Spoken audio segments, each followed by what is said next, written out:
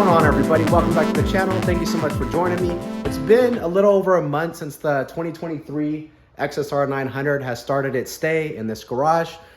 Me and my buddy being the owner of this motorcycle, have been able to put a couple hundred miles on it so far. We've both been real busy the last month, so we haven't been able to ride it as much as we would like to. California has also been having some not so great weather. I'm sure a lot of you have seen that on the news.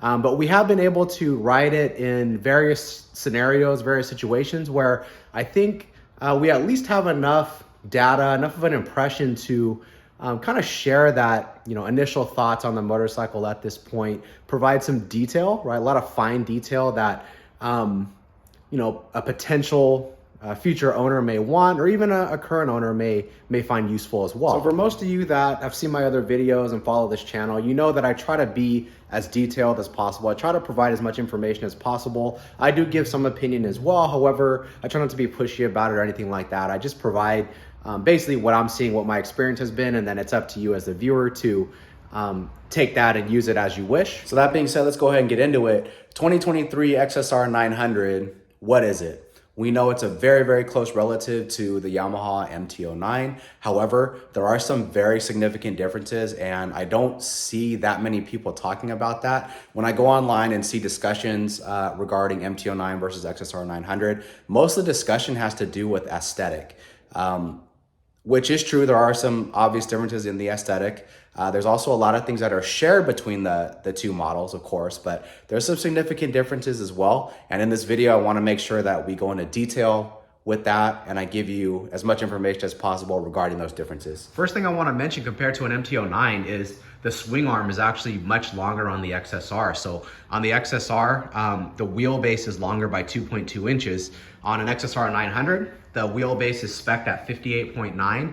On an MT09, it's 56.7, difference of 2.2 inches. And this being a second generation XSR 900, second generation meaning 2022 and newer, the steering head is actually lower on this bike compared to the prior generation. It's lower by 30 millimeters, and the forks are also shorter by 39 millimeters. And with those changes, Yamaha was basically trying to calm this chassis down. Yamaha had taken the criticisms of the MT and the prior generation XSR 900 with its kind of unstable handling, its kind of nervous handling, twitchy handling, and by lengthening that swing arm, changing the height of that steering head, changing the forks, their goal was to really calm this bike down, right? That being said, that's been my experience and also the owner's experience as well.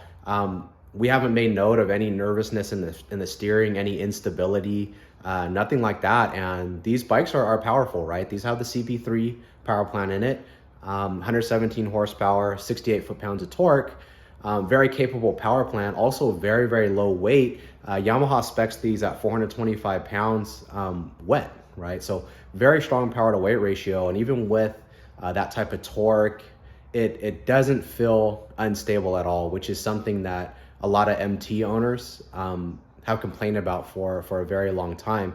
And it makes sense, right? The XSR is meant to be kind of a MT's older, more grown-up brother. Doesn't necessarily mean that the XSR is dull or anything like that. It's just supposed to be a little bit more refined, a little bit kind of more comfortable, a little bit more usable, not as hooligan-ish as the MT series, and that handling characteristic, that riding characteristic really transferred over well to the XSR 900. And that brings me to the handlebars. So the bars on the XSR, they're actually a little bit lower than on the MT, so you have a little bit more of an aggressive riding position. You're not as upright.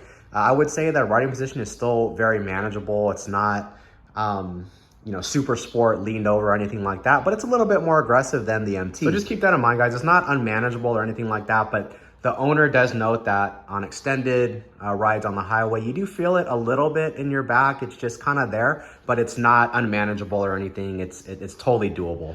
We also noticed these bikes come with factory bar end mirrors. They are pretty wide, they're pretty large, meaning they're very useful. I actually like these mirrors. They don't vibrate a ton, and that has partly to do with not only the mirror, but just the powertrain and stuff like that. But the mirrors are very usable, very good. However, when you're lane filtering, or if you're in California, you can actually split lanes. It does make the bike quite a bit wider. You could see how far they stick out. I'll get a measurement here for you in just a moment.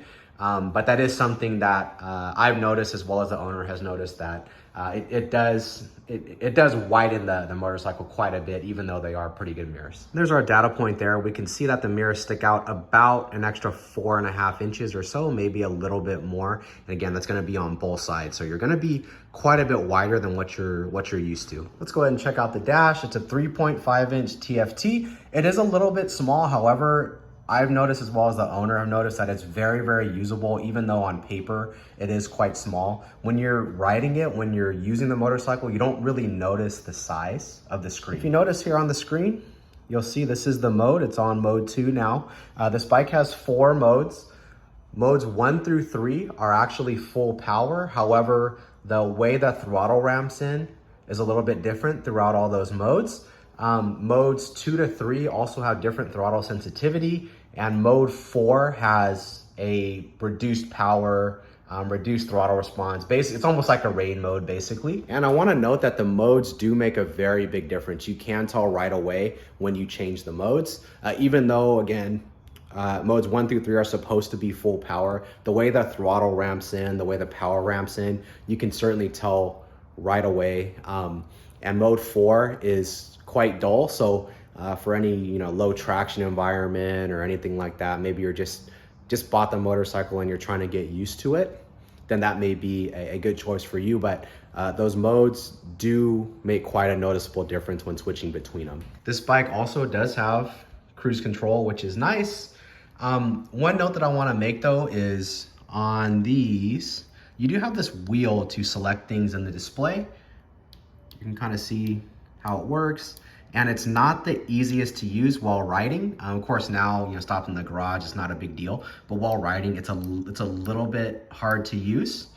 But it seems to get better once you get used to it. So let's kind of move towards the midsection of the motorcycle. And what I really, really like about these bikes is they actually have an adjustment for the foot peg.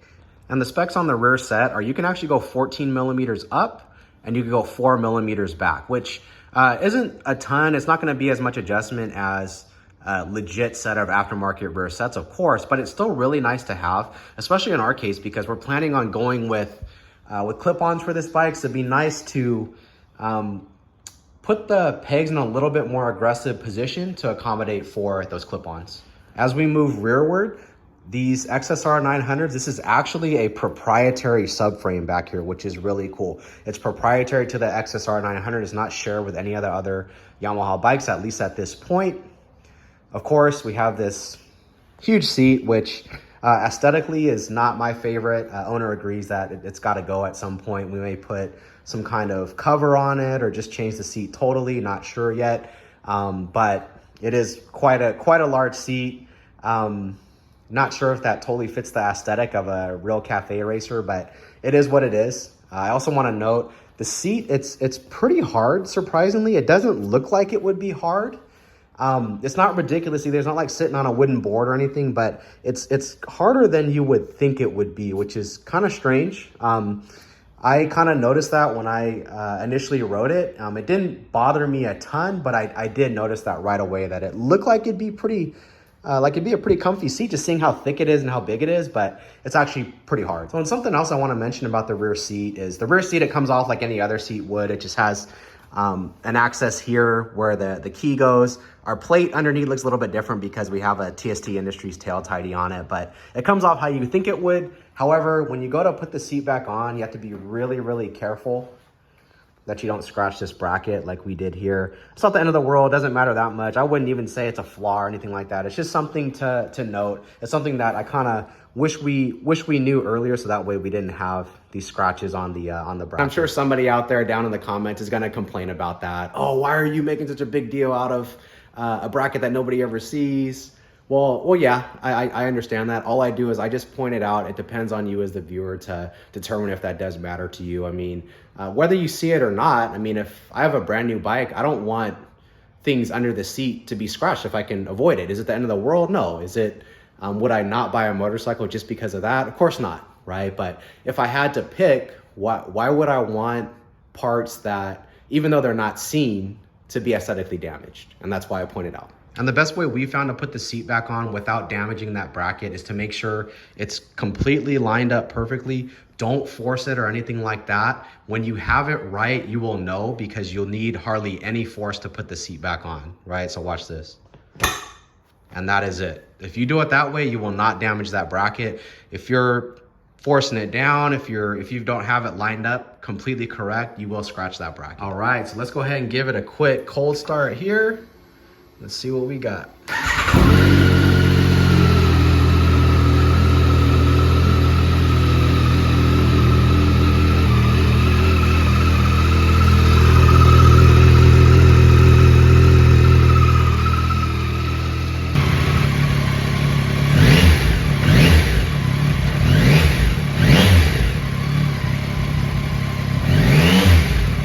I really like too how it's very easy to go through the modes. Go ahead and watch here. All I'm doing is just toggling this here. Check it out. Very easy to go through the modes. But despite the exhaust being huge, the stock exhaust, it actually sounds pretty good. We certainly have plans to put an exhaust on it. Not quite sure which one yet. But the stock exhaust sounds quite good, especially under load. It's got some tone to it. You do get a lot of induction noise, and that's due to Yamaha's design. They actually designed that into the bike. They designed the induction noise to be a little bit more prevalent, and that's kind of what you're seeing here. That's what these vents are for. We see the tank is a very unique shape, but it's very small. It's about 3.7 gallons. We've been getting 45 miles per gallon or so just in the mixed riding that we've been doing. We're still in the break-in process, so of course we're not taking up the red line. We're not doing anything like that, just very leisurely riding. So I would assume after the break-in process, that mile per gallon will go down quite a bit, as well as after this bike gets a tune, we're probably gonna lose some mileage as well. One of the last things I wanna say about this bike is how great of a deal these are. Last year, 2023, the MSRP on these XSR900s was $10,199. For 2024, they raised the MSRP $100, now there's $10,299. But what a super deal, especially after spending a couple hundred miles with this motorcycle. You really see how much you get for the money. I mean, look at this thing. You get the spun forged wheels, right? The only thing I don't really like about them is they look like a cast wheel. I don't really like that about it, but they're very light. So you get a spun forged wheel, fully adjustable suspension, LEDs everywhere, TFT dash, cruise control, Brembo master, both front and rear, cornering ABS, wheelie control. You get so much with these bikes. Quick shift up and down. You get the adjustable rear sets. You get a ton with these motorcycles. You get a very unique looking bike as well. I'm probably not the best person to comment on this, but I do not like the way MTs look at all. They kind of have that KTM look about them. Very strange looking to me. Not even futuristic. They just look odd. And I know that not everybody will agree with me. Some people really love the MT styling, and that's totally fine. I just find it very off-putting. The XSR900, the second generation, is nice because it doesn't have that controversial styling, but it also doesn't look boring. It still looks unique. It has that unique tank. It has that unique front hugger. It's very nicely done. When you look at a Z900, when you look at even a current gen XSR900, they look just like a normal motorcycle, whereas the XSR900, the second gen, looks way more unique. It doesn't, you won't lose it in the parking lot. Maybe it's because of the color scheme as well, but I think it's the overall shape. It's the way the LED tail light is, it's the way the LED headlight is, and so forth. It's the way the TFT dash is presented. It is not controversial looking, but it's also not boring at the same time, which I think it's quite an achievement from Yamaha. So there we go, guys. That's my initial review. That's my initial impression after a couple hundred miles for the 2023 XSR900. I think this bike's gonna be a lot of fun modifying. It's gonna be a lot of fun seeing the changes that it goes through. We have a lot of things planned for it. We actually have parts already stacking up for it. So we've got the clip-ons ready. We're gonna be doing some radiator guards, exhaust, tune, various other things. We're gonna be removing some weight. I'll provide as much data as I can. If you guys see my other videos, you know I try to provide exact weights when I can, so that way you folks don't have to do that, right? I try to be as helpful as possible, but I think it's gonna be a ton of fun seeing this bike make progressions on the channel, go through various stages of modification, and it'll be fun reviewing it as well to see if my initial impressions end up changing later, especially after it's been modified. If you can, guys, please subscribe to the channel. It would really help me a lot. I want to create more content. I want to contribute to the community even more. So if you can subscribe, please do. But there's gonna be a lot more content on the way, a lot more XSR content. There's for sure going to be another motorcycle joining the channel, maybe multiple motorcycles joining the channel. And I intend to provide as much information as possible, as I always do. But thank you very much for joining me. I appreciate your time. Appreciate you guys watching. Again, if you can't subscribe, please do that. Be on the lookout for more videos. See you guys next time.